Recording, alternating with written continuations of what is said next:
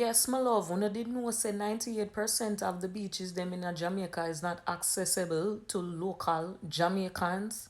Yes, my love, what a controversy.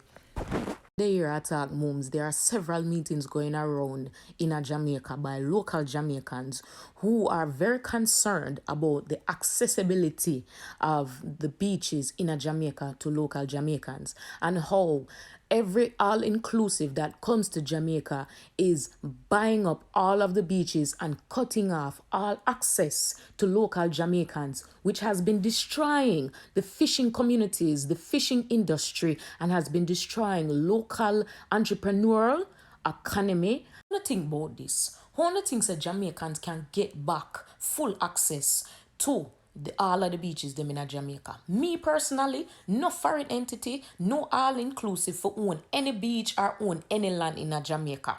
Them for only be able to pay them taxes in a Jamaica to the Jamaican economy, and all beaches and waterways should have public access and written into the constitutional law that all Jamaicans will have access to every beach. Wanna think?